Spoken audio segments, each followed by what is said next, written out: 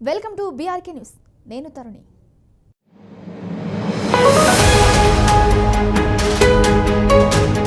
BRS కు మంచి రోజులు వచ్చాయా అంటే అవుననే సమాధానం వినిపిస్తుంది.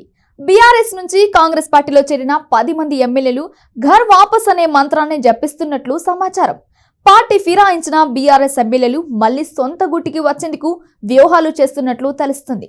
ఇందులో తొలిగా పటాన్ చెరువు ఎమ్మెల్యే గూడెం మహిపాల్ రెడ్డి ఉన్నట్లు సమాచారం. ఇక బీఆర్ఎస్ పార్టీ తన పార్టీ గుర్తుపై గెలిచి కాంగ్రెస్ పార్టీలో చేరిన ఎమ్మెల్యేలపై సీరియస్ యాక్షన్ తీసుకుంటుంది.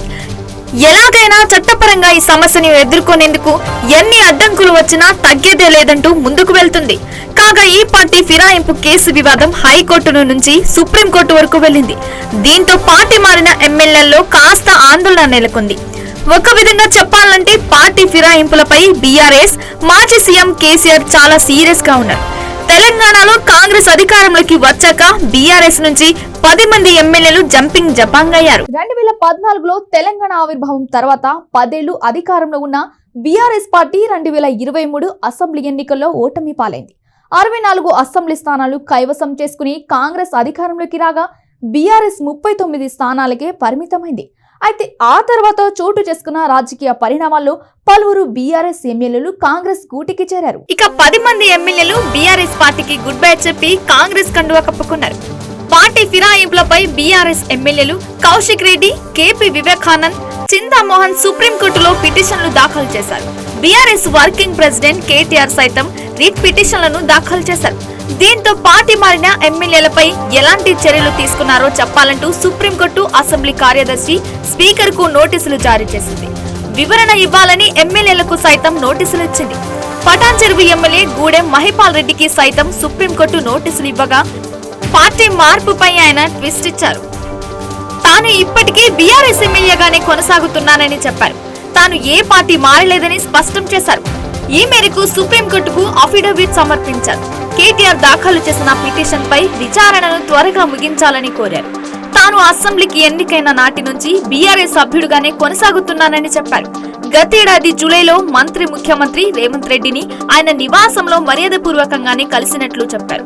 అందులో ఎలాంటి రాజకీయ ప్రయోజనం లేదని, పార్టీ మారే ఉద్దేశం ఏమాత్రం లేదని స్పష్టం చేశారు. కేసీఆర్ నమ్మినోళ్లు కారు పార్టీకి స్నేహితులు అనుకున్న వాళ్లు కూడా కేసీఆర్ కి హ్యాండ్ ఇచ్చి కారు దిగి వెళ్లిపోయారు.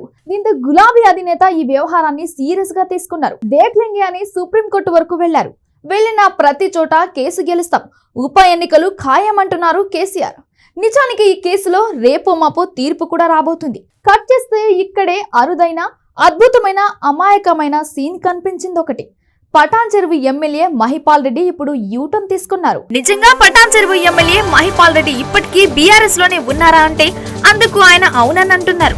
గతంలో మహిపాల్ రెడ్డి బీఆర్ఎస్ నేతలు వరుసగా సీఎం రేవంత్ రెడ్డితో చేరి పార్టీలోకి చేరిపోయారు. పలుమార్లు సీఎం రేవంత్ రెడ్డిని సైతం సంప్రదించారు. అప్పట్లో సీఎం రేవంత్ ను కలిసిన మహిపాల్ రెడ్డి కాంగ్రెస్ లో చేరానని అనుకున్నారు. తాను సీఎం ను కలిసిన సందర్భాన్ని కొన్ని మీడియా సంస్థలు తప్పుగా కథనాలు ప్రచురించాయన్నారు. వాటి ఆధారంగానే తాను పార్టీ మారినట్లు బీఆర్ఎస్ పార్టీ సహచరుడు చింతా ప్రభాకర్ 2024 జూలైలో అసెంబ్లీ స్పీకర్ ముందు పిటిషన్ దాఖలు చేశారన్నారు. ఎందుకంటున్నామంటే ఆయన ఇచ్చిన ట్విస్ట్ అలాంటిది. మరి తాను పార్టీ మారలేదని, ఇప్పటికీ బీఆర్ఎస్ లోనే ఉన్నానని మైండ్ బ్లాక్ షాక్ ఇచ్చారు మహిపాల్ రెడ్డి. సుప్రీంకోర్టుకు అఫిడవిట్ సమర్పించారు కీడా. ఎమ్మెల్యేల అనర్హత పిటిషన్ పై ఈ నెల 25న విచారణ జరపనున్న సుప్రీంకోర్టు పార్టీ ఫిరాయించిన ఎమ్మెల్యేలకు ఇప్పటికే నోటీసులు జారీ చేసింది.